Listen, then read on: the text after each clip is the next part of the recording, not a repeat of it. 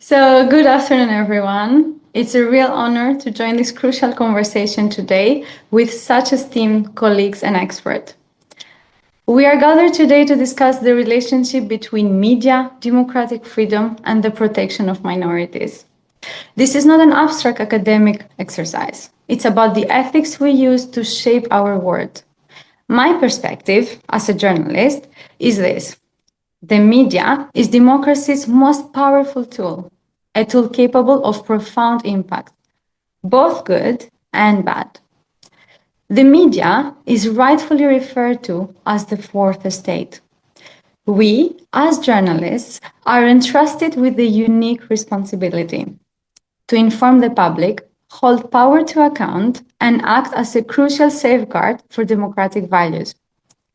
As a journalist, I stand here to assert that our primary ethical duty is not to be an advocate for any institution, but to be the fierce voice of the public interest. The media landscape today is vast. It stretches far beyond the traditional press, the newspapers and broadcasters. It now includes digital news portals, citizen journalism, and most critically, social media. This plurality is in many ways a triumph of democracy. It has broken the monopoly of information and given a voice to previously marginalized communities. However, this same plurality has created a new fractured information environment that challenges the very principles of responsible reporting. 1. The velocity trap. Traditional media, under pressure from the speed of social platforms, often prioritizes speed over verification, leading to errors that are amplified globally in seconds. 2. The echo chamber. Social media algorithms are designed to reinforce existing biases. The more you watch a type of video, the more it shows you similar ones. This means that the public is often shown the most extreme or most biased versions of stories, including also minority groups, religious, racial, or otherwise.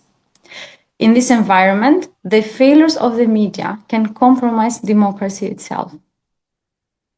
So, our ethical reporting obligation extends to all groups, religious, racial, ethnic, and social. When we fail to accurately represent the complexity of a group, especially minorities, we are essentially distorting the mirror of democracy. The majority could perceive them as a monolithic or a threat. That's why we need to be careful when we are publishing. However, I also want to see and highlight the positive side. Our focus on media failures must not blind us to our essential victories.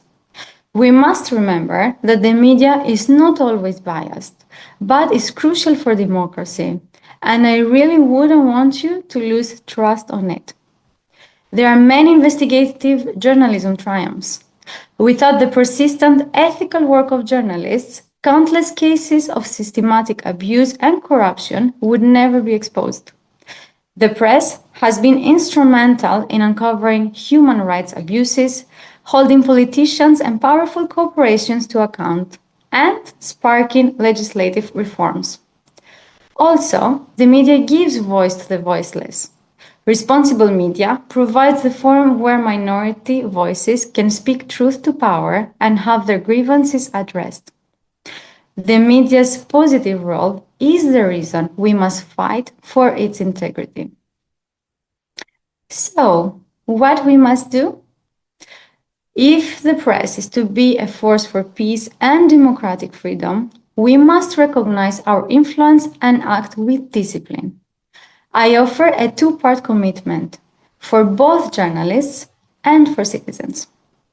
As journalists, our professional commitment must be to scrutiny over stigma and accountability over advocacy. Number 1, context is verification. We must stop relying solely on the most convenient source. We must verify allegations and motives independently. When reporting on different groups, we must provide context on their community work, not just their crimes or their critics' claims. 2. We should define the red line.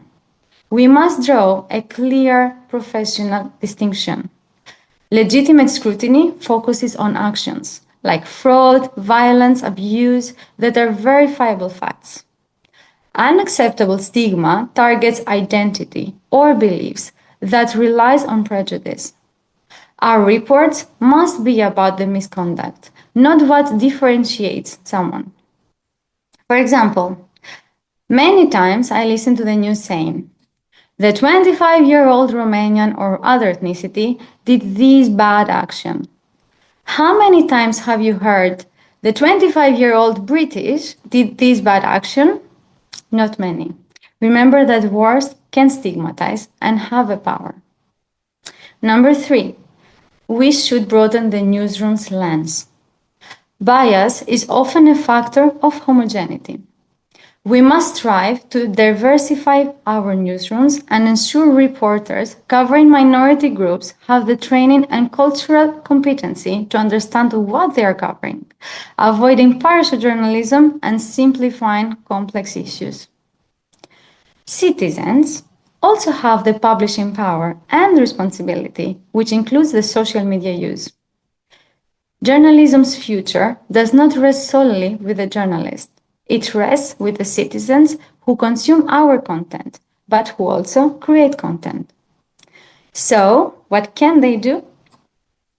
1. Citizens should demand verification, not validation.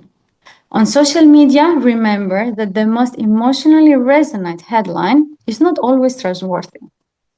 As citizens, our first action must be to ask, who is the source? What is the evidence? Is this verified by multiple credible outlets? We should not let the digital algorithm override our critical thought. 2. Citizens shouldn't counter the hate with facts. When we see prejudicial reporting or malicious labeling amplified online, we should not just ignore it. We should use our voice and the facts to counter the narrative.